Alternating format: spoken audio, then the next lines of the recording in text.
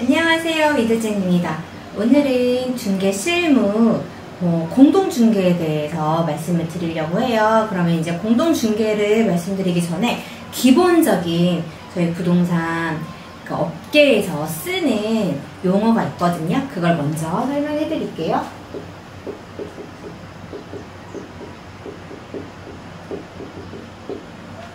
우선은 부동산 이제 수수료 같은 경우가 중개 수수료는 어떻게 양쪽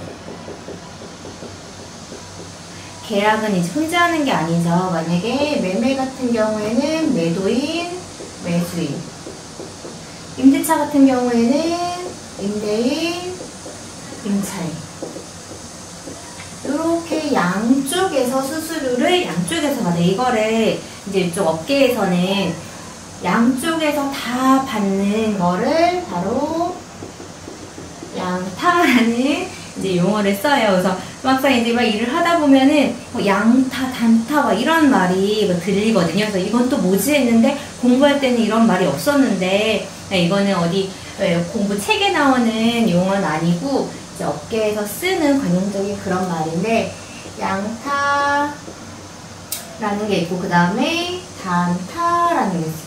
단타는 말 그대로 양쪽에서 받는 게 아니고 한쪽에서 받을 때 단타라는 말을 써요.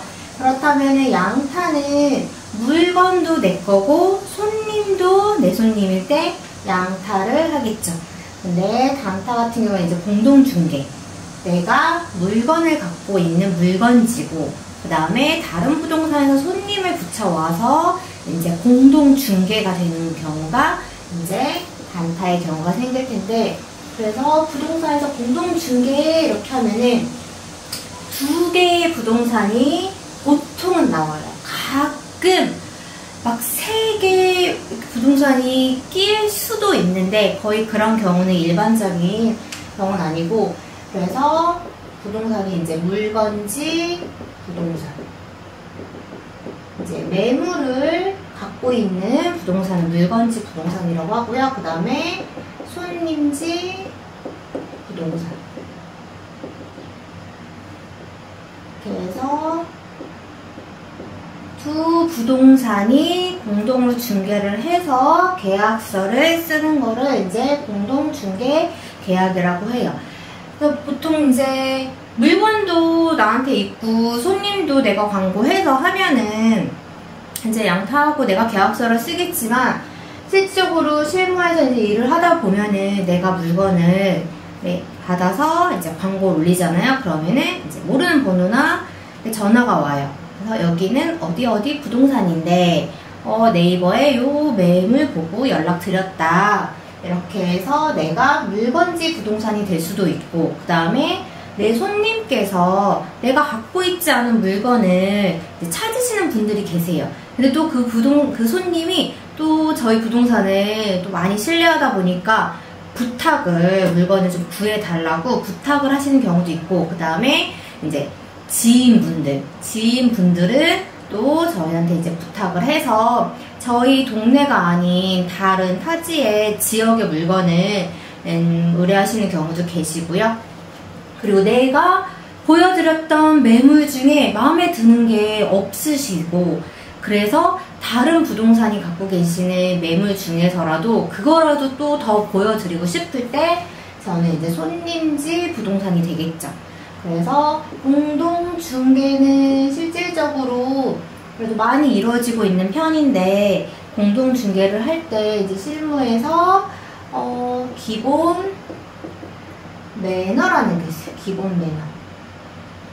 이거는 사실 이제 모르고 이게 상도에 어긋나는 거라는 생각을 못 하시고 이제 실수를 하시는 경우가 굉장히 많고, 이제 악의적으로 물건을 빼돌리거나 손님을 빼거나 악의적으로 이제 이것도 현실적인 실무에서는 뒷박이라고 하죠. 뒷박.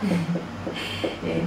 그죠. 배신을 하시는 그런 악의적으로 그런 경우도 계시지만, 보통은 이제 잘 모르셔가지고 경험이 없으셔서 이제 약간 무례하게 보일 수 있는 행동이 있기 때문에 그거에 대해서 좀 말씀을 드릴게요.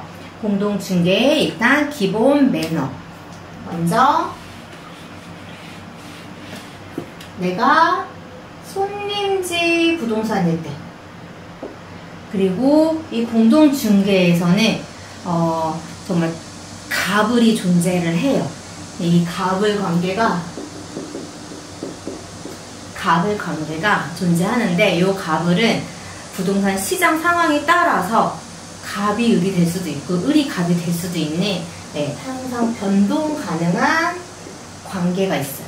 예를 들어서 만약에 이제 매물이 지금처럼 막 쏟아지고 있는 매물이 많은 지금 상황에서 사겠다고 하는 손님이 귀한 상황에서는 어느 부동산이 갑이겠어요? 네, 맞아요. 손님지 부동산이 갑이 되겠죠. 그래서 손님지 이런 상황에서는 손님지 부동산이 이제 매물지 부동산에다가 전화를 할 때 대부분 이제 공동중개를 거부를 안 하시고 서로 이제 자기 매물을 보여주시려고 좀 그렇게 하는 편인데, 그래도 손님지 부동산은 어떤 매물을 본 게 있으면 거기 부동산에다가 이제 전화를 드리잖아요. 그러면은 전화를 드리면 모르는 번호로 전화 가면은 부동산에서는 당연히 손님이라고 생각하지 부동산에서 전화 왔다고 생각 안 하거든요. 그래서 가끔 저희도 이제 그런 전화를 받을 때가 있는데, 본인이 이제 부동산이라는 거를 먼저 밝혀야 되는데 밝히지 않고 매물 문의를 하시는 부동산 분들이 계세요. 그것도 제가 볼 때는 악의적이다 보다는 이제 깜빡하시고 이제 너무 이제 급한 마음에 전화하셨다가 빼먹은 분들도 계시는데, 이제 통화 듣다 보면은 아, 이거 손님이 아니고 부동산이구나 싶은 느낌이 딱 들면은 이제 혹시 부동산이세요? 이렇게 이제 저희 물어보죠. 그래서 손님지 부동산이 물건지 부동산에 전화를 드릴 때에는 첫 번째 부동산임을 밝혀야 돼요. 그리고 어느 지역에 사무명까지 밝히면 좋고요. 그 다음에 요즘은 이제 뭐 법인 부동산들도 굉장히 많으니까 거기에서 본인 직함이랑 이제 이름까지 그렇게 밝혀서 전화 주시는 분들 많으시고, 그래서 부동산인 거를 이제 밝히신 다음에 그 다음에 어느 매물을 받는지, 아니면 특정 매물이 없으면 이제 원하는 조건을 혹시 이런 조건에 매물 갖고 계신지, 그리고 공동중개 해줄 수 있는지를 여쭤보시면 되는데, 어느 매물을 받는지를 밝히신 다음에 어떻게 꼭 여쭤봐야 돼요. 공동중개 가능 여부를 여쭤봐야 돼요. 이것도 물어보지도 않고 어쨌든 전화 와서 그 물건 있냐, 그 물건 보여줄 수 있냐 이렇게 물어보시는 손님지 부동산 분들은 일단은 당연히 뭐 보여드릴 수 있고 공동중개 가능한 매물이지만 이제 감정이 상하고 좋게 보이지 않죠. 초면에 좋게 보이지가 않고, 그리고 정말 만약에 그런 거에 대해서 약간 노이로제가 있는 부동산 같은 경우는 공동중개가 가능해도 저렇게 문의가 들어오면은 안 해주시는 분들도 계시거든요. 그래서 왜냐면 공동중개는 당연히 가능한 거 아닌가요? 라고 생각할 수도 있는데 당연히 가능한 건 아니에요. 사실 수수료가 아까 말씀드렸듯이 양쪽에서 받는 건데, 어떤 매물들은 수수료가 간혹 안 나오거나 정말 반만 나오거나 그런 매물도 있거든요. 네, 그래서 수수료가 진짜 나는 매도인한테 안 나오는 그런 매물인데, 뭐 전에 계속 거래를 했던 손님이셔가지고 뭐 서비스 차원에서 아니면은 다른 매물을 사드리면서 요 매물을 팔아드려야 되는 그런 상황에서 수수료를 뭐 많이 할인을 해드리던지 아니면 안 받던지 그런 상황이 되면은 손님지 부동산에서 수수료를 받으면은 제가 팔면 남는 게 없잖아요. 그러니까 뭐 물론 그 다른 걸 사드리면서 뭐 그런 것도 있는데 상황에 따라서 그건 정말 개별 케이스 바이 진짜 케이스라고 정말 케바케예요. 상황에 따라서 수수료 문제도 있고 이러저러한 문제로 공동중개가 안 되는 매물도 있어요. 그리고 지금 아까는 매물이 많은 손님지가 갑인 상황이었죠. 근데 정말 물건이 귀한 물건지가 갑인 상황에서는 공동중개를 아내가 주시려고 하시죠. 물건이 귀해서 본인 손님한테도 맞추기 바쁜데, 그리고 실제로 본인 손님들이 많으세요. 그래서 본인 손님들 보여드리고 본인 손님들 중에서 하시는 분들이 계시는 그런 상황에 걸려있는 상황이 많기 때문에 공동중개의 가능 여부 꼭 여쭤보시고 해주신다고 이제 하시면은 그때 해서 약속 잡고 물건을 볼 수 있는지 그렇게 접근을 하셔야 돼요. 그리고 이제 저 같은 경우에는 이제 제가 손님지 부동산에 대해서 공동중개를 한 경우가 몇 번 있는데, 그런 경우는 이제 대부분 저 같은 경우는 이제 지인분들이 부탁을 하셔가지고 또 괜찮은 매물 금매로 나온 거 이런 것도 했는데, 금매 같은 경우에도 공동중개로 잡기가 정말 쉬운 일이 아니거든요. 진짜 금매 같은 경우는, 금매는 정말로 귀한 물건이기 때문에. 근데 제가 거래를 했던, 공동계약을 했던 금매는 그 단지에 이제 그 부동산 사장님이랑 계속 커넥션이 있었어요. 계속 이제 친분을 유지하면서 이제 물건이 또 좋은 게 나오면 저희는 이제 손님이 대기하고 계시니까 그런 상황에서는 이제 금매를 잡을 수가 있었고, 그 다음에 아예 모르는 지역에 공동중개 한 적이 있는데, 거기 이제 수원이었거든요.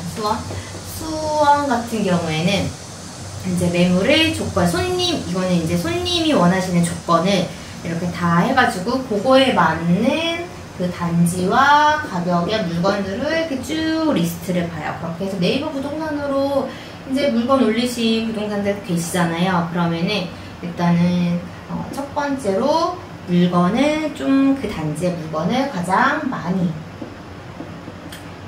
갖고 계시는 부동산 해서 똑같이 전화 드려서 공동중개 가능한지 여부 여쭙고, 그 다음에 물건을 한 개만 보여드릴 수 없잖아요. 그래서 특히 아파트 같은 경우에는 뭐 구조랑 타입이 다를 수도 있고, 또 구조와 타입이 똑같다고 해도 안에 인테리어 상황이나 집 상황에 따라서, 상태에 따라서 또 호불호가 갈리기 때문에, 그래서 한 그래도 4개에서 5개 정도의 매물을 보여드려야 되는데, 그렇게 해서 이 부동산 부동산 4-5개를 도느냐, 사실 저는 이 방법은 쓰진 않아요. 굉장히 제 경험상 비효율적이라는 생각을 했고, 그 다음에 부동산 매물, 단지 내 부동산은 거의 매물을 겹치기 때문에 일단은 처음 부동산을 하나 딱 픽을 하고 전화통화 해보고, 이제 제가 전화통화한 분들은 거의 이제 소장님들, 대표님들이랑 통화를 했을 때 이제 목소리 뭐 이런 거 저런 거 다 처음에는 이제 대화를 해보면 알거든요. 그래도 어느 정도 해보고, 그 다음에 이제 그 사장님한테는 이런 조건의 물건을 구하시는데 어떻게 혹시 요거 말고도 몇 개 더 보여주실 게 있냐, 괜찮은 거 있냐 이렇게 여쭤보고, 그러면은 뭐 여기 뭐 몇 개 이렇게 있다 이렇게 말씀을 해주시면 진짜 그냥 뒤도 안 돌아보고 저는 다른 부동산은 아예 안 갈 테니까 아예 사장님께서 이렇게 해가지고 보여주셔라. 저희 손님은 하시는 손님이시니까 그 손님 또한 이제 저한테 다른 지역의 매물을 의뢰했다는 거는 아예 다른 부동산은 알아볼 생각이 없으신 거잖아요. 딱 손님은 제가 이제 묻고 있는 거니까. 그래서 그 부동산 사장님께 다른 부동산은 아예 안 가고 그 부동산에만 컨택을 해요. 그렇게 해서 진짜로 다른 부동산에는 아예 컨택을 안 해요.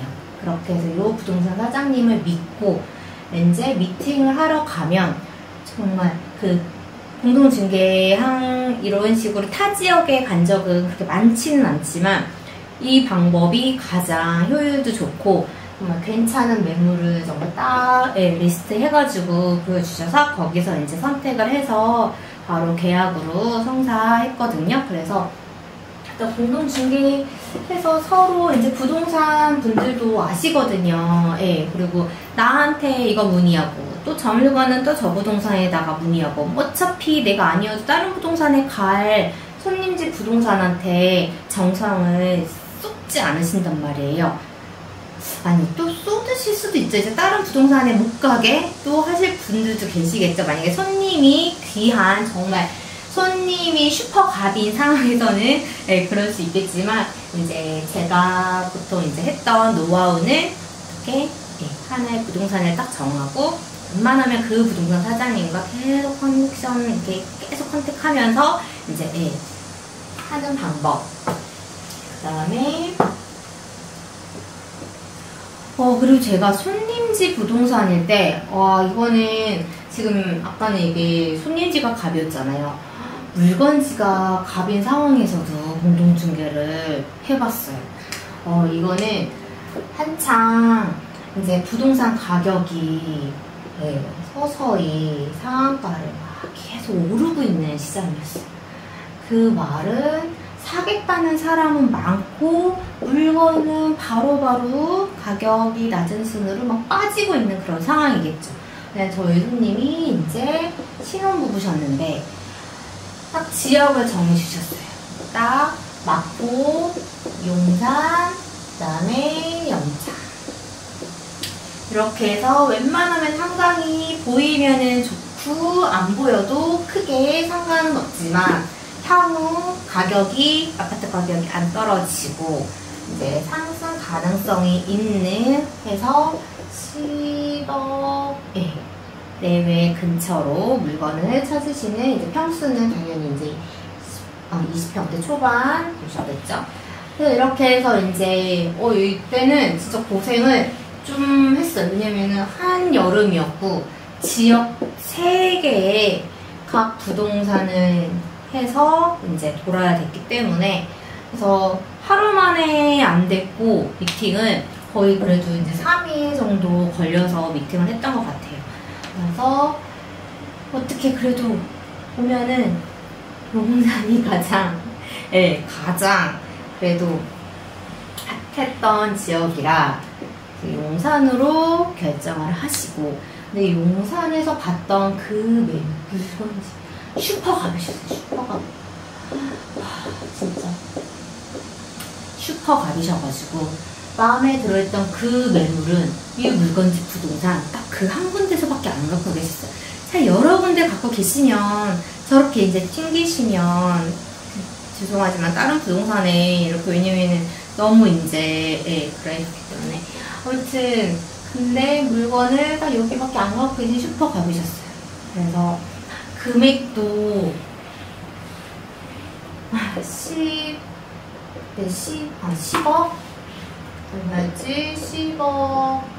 10억 몇천? 이렇게 금액이었는데 대부분 이제 안에 수리가 하나도 안 된 상태여서 이제 되려 좀 깎아보려고 오히려 깎아보려고 시도를 했는데 되려 금액을 이제 올리시고 근데 올릴 수밖에 없는 상황이기도 했어요. 왜냐면은 계속 물건이 나가고 계속 빠지고 막 그 상황에서 돈을 이제 안 넣었기 때문에 또 하겠다고 하니까 금액이 바로 몇천이 오르더라고요. 그래서 이것도 되게 좋은 경험이었죠. 그래서 오른 상황에서 어떻게 올라도 사시겠다 의사 표현을 했죠. 그래서 계좌번호를 이제 달라 저희 입금을 하겠다. 우선은 이사 날짜랑 공실이어가지고 다 이렇게 말씀드리고 했는데 진짜 슈퍼갑 부동산께서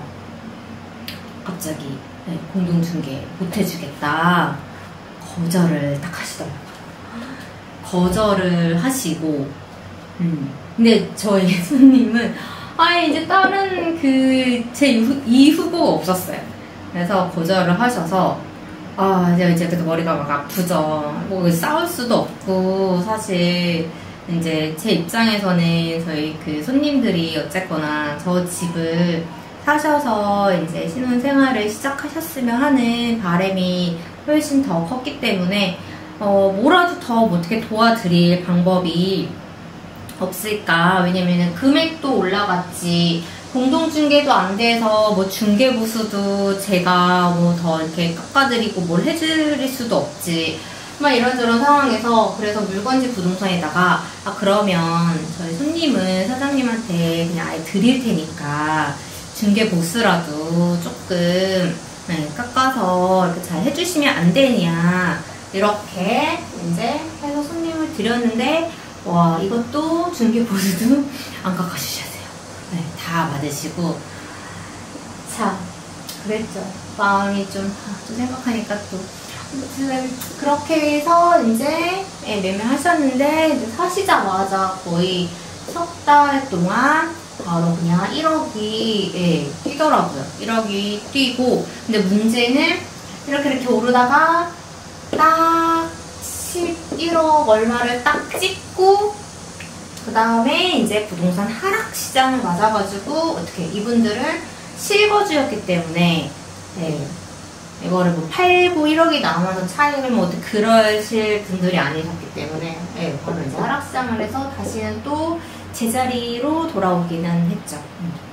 아무튼 물건이 슈퍼갑이면 저럴 수도 있구나. 근데 제가 근데 좀 마음이 상했던 거는, 제가 만약에 물건지 슈퍼갑 물건지 부동산이었어도 저렇게 했을까? 라는 생각이 들더라고요. 근데 아무 생각해도 분명히 공동중개 해주신다고 했고, 근데 이제 바로 하겠다고 하니까 공동중개 못 해주겠다라고 하시고, 이렇게 말 바꿔서 저렇게 하시는 모습이 그래서 앞으로 이제 사람이 어디서 어떻게 만날지 모르고 뭐 다시 만날 일이 있을까 싶지만, 그래도 이렇게 삶에 대한, 사람에 대한 저런 태도로 어떻게 이 일을 계속 하면 내 옆에 어떤 사람들이 남아있을까? 라는 생각이 들면서, 오히려 이제 뭐 저는 번 건 하나도 없지만, 그래도 그분이 그냥 저렇게 뭐 하시다가, 그러니까 그러면서 이제 화가 오히려 좀 가라앉고, 저는 이제 저렇게 살지는 말아야겠다라는 생각을 하긴 했어요. 물론 돈을 벌어서 기쁘셨겠지만 모르겠어요. 그게 그런 삶의 사람에 대한 태도로 그렇게 몇십 년 동안 계속 이 일을 하시기에는 생각보다 세상은 좁고, 언제 어떤 상황으로 내가 또 이렇게 만날지 모르는 어떤 상황이 될지 저는 모른다는 생각을 하기 때문에 아무튼 이런 에피소드가 있었죠. 그래서 물건지 부동산 같은 경우에는 또 갑인 상태와 을인 상태에 따라서 조금 그런 게 있고, 그 다음에 이제 공동 중개를 하게 되면 이제 진짜 계약을 하게 되잖아요. 그러면은 부동산이 두 개잖아요. 계약서를 어디서 쓸까요? 이거 이제 초보분들은 아예 실무 없으시면 모르실 수 있어요. 그쵸? 계약서는 물건지에서 써요. 물건지. 부동산 어디 중간에서 만나는 게 아니고 물건지 부동산에 가서 이제 계약서를 쓰고, 그럼 손님지 부동산이 나는 계약하러 갈 때 어떻게 가야 될까요? 손님만 모시고 그냥 가면 될까요? 그러면 안 돼요. 왜냐면 계약서에 이제 계약의 내용 있고 특약 있고 이제 인적사항 2개 들어가고 이렇게 부동산이 들어가잖아요. 부동산에 이제 이렇게 부동산이 2개가 들어가요. 그래서 저도 가서 도장을 빵 찍어야 되기 때문에 도장 챙겨가셔야 되시고, 그 다음에 맨 마지막에 부동산 공제증서를 주잖아요. 공제증서도 공동중개는 물건지 부동산 것도 들어가지만 내 것도 들어가서 공제증서 챙겨가셔야 되시고, 그 다음에 진짜 중요한 파일 갖고 가세요. 파일, 계약서 파일. 네, 이거 두 개 들고 덜렁덜렁 가면 또 물건지 부동산에 가서 저 계약 파일 하나만 빌려주세요 막 이래야 된단 말이야. 폼이 안 나기 때문에. 네, 계약서 파일 챙겨가시고, 그래서 도장, 공제증서, 파일 이런데 만약에 공제증서는 혹시 까먹으시면 이제 물건지 부동산에 가서 출력은 할 수 있지만 사실 또 물건지 부동산에서는 계약서를 쓰시잖아요. 계약서 쓰시고 확인설명서 쓰시고 등기부 등본이랑 필요 서류 여기서 다 준비하시기 때문에 거기 가가지고 또 공제증서 제 것 좀 출력해서 이러면은 이것도 또 민폐예요. 그러니까 세 개 꼭 챙겨가셔야 되세요. 공동중개를 하러 갈 때 손님지 부동산을 꼭 챙겨가요. 그리고 당연히 대표님이 가셔야죠. 대표님. 네. 직원 보내시면 안 되세요. 네. 대표님 보내서 대표님이 서명도 하셔야 되니까 저희 공인중개사님 서명립 날인이에요. 서명 또는 날인이 아니고 서명도 하고 날인도 해야 돼요. 그래서 대표님이 꼭 가셔야 된다는 거. 네. 그러면은 일단은 공동중개에 대한 이야기 해봤고요. 다음에는 또 다른 영상으로 올게요. 안녕.